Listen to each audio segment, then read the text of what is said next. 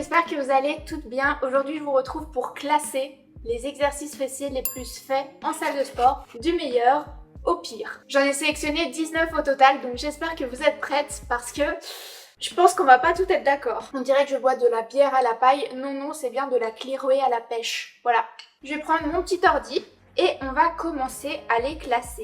J'avais envie de commencer par un exercice ou plutôt une pratique de laquelle je vous ai déjà parlé et c'est la pré-fatigue. Si vous avez suivi toutes les précédentes vidéos, vous savez que c'est une perte de temps.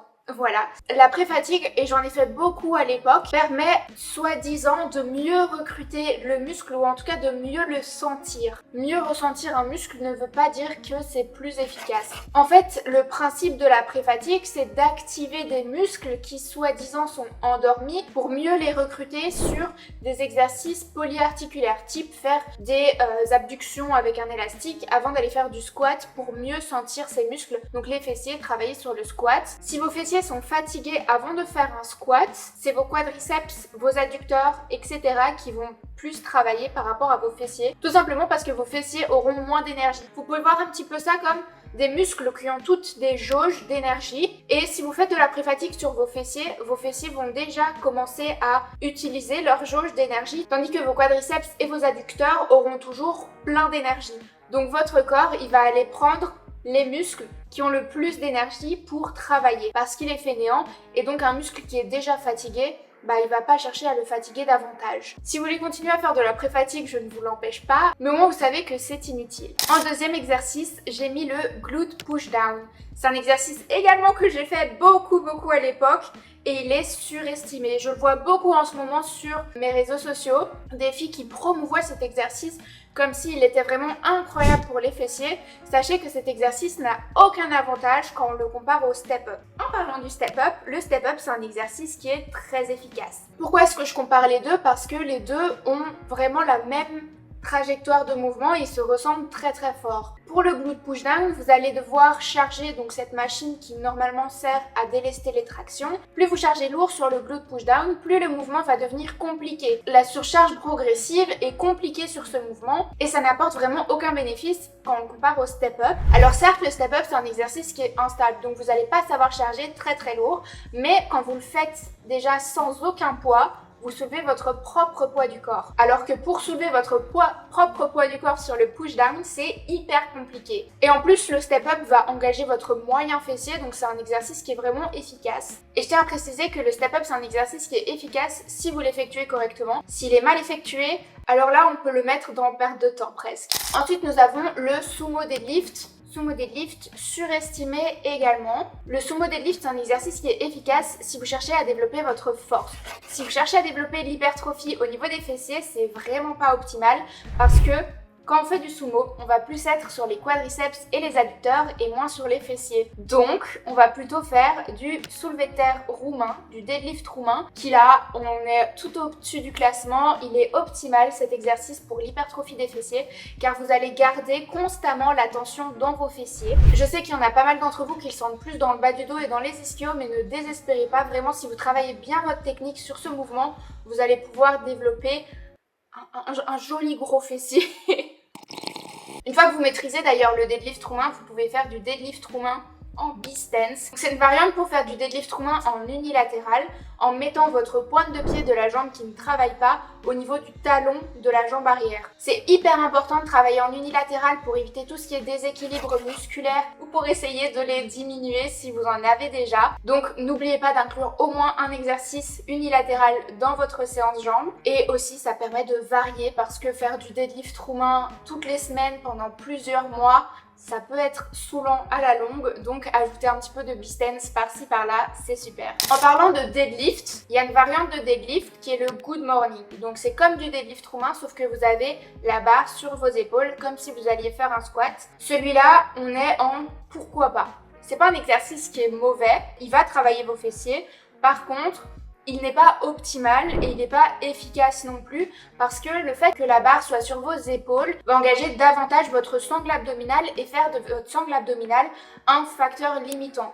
Un facteur limitant, c'est quoi? Là, on va revenir un petit peu par rapport à ce que je vous ai raconté dans la vidéo sur l'échec musculaire. Le facteur limitant, c'est le muscle qui va vous faire arriver à l'échec, que ce soit l'échec de forme, l'échec musculaire. Quand vous cherchez à travailler vos fessiers, le facteur limitant, ça doit être idéalement vos fessiers. Sur le good morning, le facteur limitant, ça va pas être vos fessiers, ça va être votre gainage. C'est pour ça qu'il est moins efficace. Je tiens à faire une petite pause dans la vidéo parce que justement, il y a beaucoup de filles qui font du good morning et moi, je n'en fais jamais. Tout simplement parce que déjà c'est pas un exercice que j'apprécie particulièrement et c'est pas un exercice qui est optimal. Mais est-ce que ça veut dire que toi, si tu kiffes faire du good morning, tu ne dois plus en faire? Pas du tout. C'est hyper important de se rendre compte que ici je fais un classement des exercices théoriquement. C'est pas en fonction de mes préférences, c'est en fonction de voilà, ça cet exercice il est bien, ça cet exercice il est moins bien pour telle et telle raison. S'il est moins bien l'exercice mais que tu adores le faire, c'est hyper important que tu l'intègres quand même à tes séances. Il faut vraiment que tu arrives à trouver dans tes séances un équilibre entre efficacité et plaisir. Parce que c'est vraiment important que tu prennes du plaisir à faire ton sport. Et donc même si ton objectif c'est de développer le plus gros fessier, mais que tu kiffes faire du good morning et que le good morning c'est pas l'exercice le plus optimal, bah continue de faire du good morning, ça va pas te blesser, ça va peut-être ralentir un petit peu ta progression par rapport à si tu faisais du deadlift roumain, mais ça te permettra de tenir sur le long terme et donc d'atteindre ton objectif. Voilà, petit aparté terminé, je trouvais que c'était quand même important à préciser. Ensuite, nous avons le fameux hip thrust avec une bande au niveau des genoux. Je l'ai fait aussi pendant des années et laissez-moi vous dire que c'est surestimé. C'est pas un mauvais exercice, ça rend pas le hip thrust mauvais. Par contre, le fait de mettre une bande au niveau de vos genoux, ça va engager davantage les moyens et les petits fessiers. Vous pourriez vous dire, ok top, moi c'est ce que je veux développer. Alors là, je vous dirais, let's go, faites ça. Par contre, il faut savoir que les moyens et les petits fessiers, c'est pas les muscles les plus gros, c'est pas les muscles les plus volumineux, donc c'est pas les muscles que vous allez chercher à développer le plus. Le muscle que vous voulez développer, si vous voulez des gros fessiers, c'est le grand fessier. C'est le muscle qui est le plus volumineux dans ce groupe de muscles-là, et donc c'est vraiment sur celui-là que vous devez vous concentrer. Donc c'est plus intéressant de faire du hip thrust sans la bande au niveau des genoux, tout simplement pour ne pas être limité en termes de charge et pouvoir développer un maximum vos grands fessiers. Donc le hip thrust, je le place en exercice optimal. Voilà, je pense que sa réputation n'est plus à faire.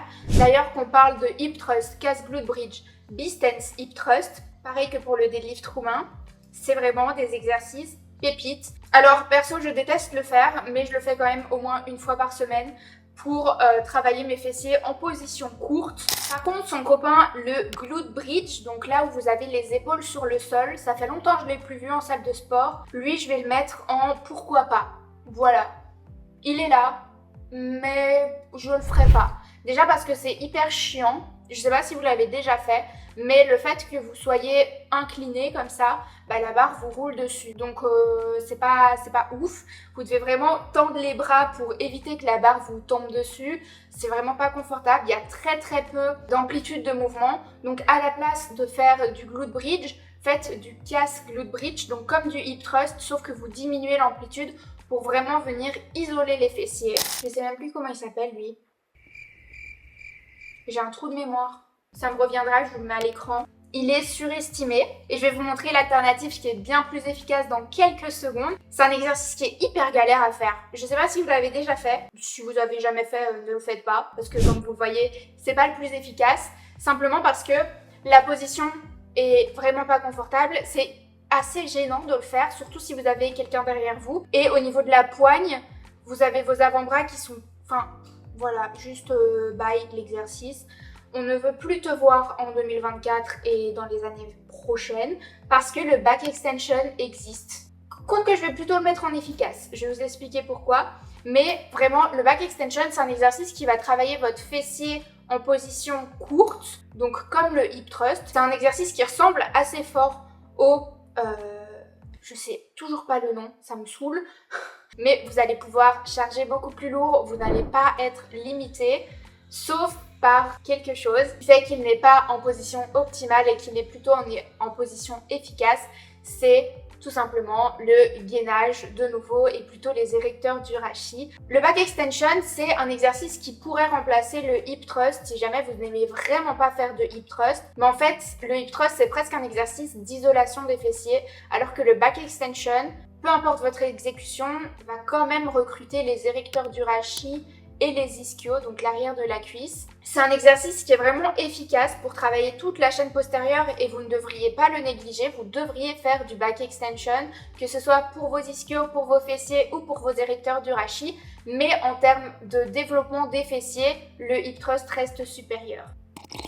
Maintenant, passons au kickback. Kickback, je le mets en efficace. Donc le kickback, que ce soit en kickback 45 degrés ou en kickback classique, ça va être un exercice qui va venir isoler les fessiers. On va plus être sur le grand fessier et quand on fait du kickback 45 degrés, on va plus être sur le moyen fessier. Si c'était que kickback 45 degrés, je le placerais en optimal.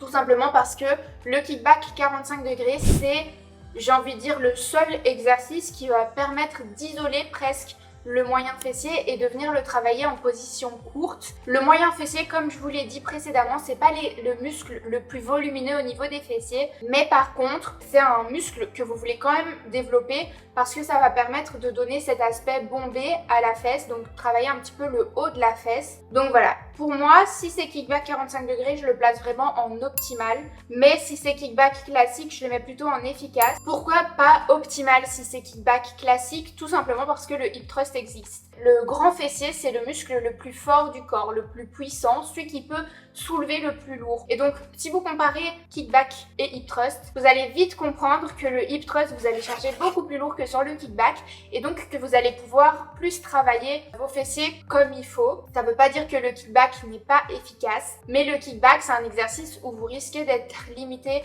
par votre jambe qui vous stabilise, par votre gainage. Et donc voilà, le fait qu'il existe des facteurs limitants rend l'exercice un peu moins efficace. Le kickback, on l'aime, on l'apprécie, il est toujours là. C'est un exercice d'ailleurs sur lequel vous allez charger moins lourd mais vous allez faire plus de répétitions. Nous avons le petit sumo squat, que ce soit à la barre ou avec halter. Vous savez, le fameux dumbbell sumo squat qu'on voit vraiment toutes les gym girls faire dans leur séance fessier. C'est pas le meilleur. Je le mets en surestimé. Comme je vous ai expliqué, position sumo, moins de fessiers, plus de quadriceps et d'adducteurs. Donc tout simplement, il ne peut pas être optimal s'il ne travaille pas bien le muscle que l'on souhaite travailler. Comme le squat classique, que je vais mettre en efficace, mais pas en optimal. Tout simplement parce que le squat, c'est pas le meilleur exercice. Que ce soit pour développer vos quadriceps, que ce soit pour développer vos fessiers, c'est un exercice tout simplement qui a beaucoup de facteurs limitants, comme la mobilité, le gainage ou simplement la technique d'exécution. C'est un exercice qui est assez complexe à exécuter. Si vous avez l'objectif de travailler votre force sur le squat, vous n'avez pas trop le choix que de passer par le squat. Si par contre, vous en foutez du squat et vous voulez juste développer vos fessiers, alors passez plutôt sur du belt squat. Alors malheureusement, j'ai jamais eu l'occasion de le tester, mais c'est vraiment un exercice où vous allez être stable. Il n'y a presque pas de facteurs limitants au niveau du gainage parce que la ceinture s'attache au-dessus de vos hanches et donc vous n'avez pas de charge à supporter au niveau du haut du corps. Par contre, faites attention à ne pas le faire en position sumo. De nouveau, faites-le en position squat classique pour pouvoir vraiment avoir une bonne amplitude au niveau des hanches et limiter le recrutement des quadriceps et des adducteurs. Il reste plus que 4 exercices et 3 d'entre eux, c'est les fentes. Donc on va avoir les fentes bulgares qui sont très bien, mais pas optimales. Voilà, je sais qu'il y en a derrière l'écran là qui sont en train de se réjouir, en train de se dire il y a mieux que les fentes bulgares. Et oui, il y a mieux que les fentes bulgares. Donc les fentes bulgares, c'est efficace. Ah, on va pas se mentir, c'est efficace et on le sent quand on le fait, c'est la mort incarnée, on est d'accord. Et c'est un super exercice pour travailler vos fessiers, vos quadriceps, vos moyens fessiers parce que c'est un exercice qui est instable. Mais vu que c'est un exercice qui est instable, c'est pas l'exercice le plus optimal pour développer vos grands fessiers. Si je devais choisir qu'un seul exercice pour travailler mes fessiers, en vrai mon cœur il balancerait. Il balancerait entre le deadlift roumain et la leg press unilatérale. Si vous n'avez jamais testé, vous devez tester. Et pour celles qui me disent « Oui, mais moi je sens pas mes fessiers sur la leg press unilatérale », déjà, on arrête de se fier qu'au ressenti. Pour vraiment pouvoir travailler vos fessiers sur la leg press unilatérale ou la leg press classique d'ailleurs, ce qui est hyper important, c'est d'avoir un angle de 90 degrés au niveau du genou, donc de 90 degrés au niveau du genou, et d'avoir le maximum de flexion de hanche. Car vos fessiers, ils sont responsables de l'extension de hanche et vos quadriceps de la flexion de genou. Donc si on limite la flexion de genou et qu'on augmente la flexion de hanche, vos fessiers, ils n'ont pas le choix que de travailler. Donc vraiment, vous mettez votre pied assez haut sur le plateau de la leg press. Si vous pouvez régler le dossier de la leg press, vous le remontez au maximum. Et là, vous avez une flexion au niveau des hanches. Voilà, on ne peut pas faire mieux. Sur une leg press, vous pouvez aussi penser à pousser par le talon et à penser à déplier votre hanche. Donc vraiment, à penser à engager le mouvement par vos fessiers et pas vouloir pousser le genou. Ça fait toute la différence. Avant-dernier exercice qu'on va classer ensemble, c'est les walking lunge, donc les fentes marchées. C'est un exercice qui, même si vous faites des grands pas pour avoir un maximum d'étirement au niveau des fessiers, vous allez quand même avoir un gros recrutement des quadriceps. Si je devais faire des fentes marchées, j'en fais très rarement, j'avoue, ce serait plutôt dans une séance quadriceps avec des petits pas pour maximiser le recrutement des quadriceps vu qu'ils travaillent déjà beaucoup sur le mouvement. Mais également, c'est un exercice qui est assez instable où vous faites souvent pas mal de répétitions et vous avez votre gainage qui joue énormément. Donc c'est limite un exercice qui est un peu cardio. Voilà. Et on termine avec l'exercice le plus controversé, je crois, c'est le seated hip abduction.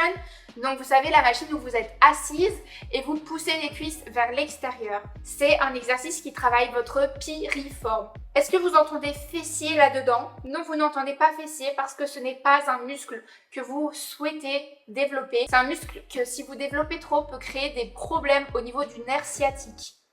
Voilà, juste pour vous dire à quel point cet exercice... Non. Perte de temps.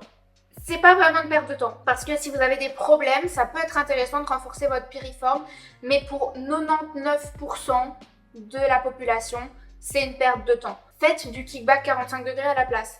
Votre but avec le seated hip abduction, c'est de travailler votre moyen fessier. Sauf que c'est votre piriforme qui travaille. Donc faites du kickback 45 degrés pour travailler votre moyen fessier de manière optimale. Et voilà, on en a fini avec le classement des 19 exercices fessiers les plus faits en salle de sport. Si jamais il y a des exercices que j'ai oubliés, c'est fort possible.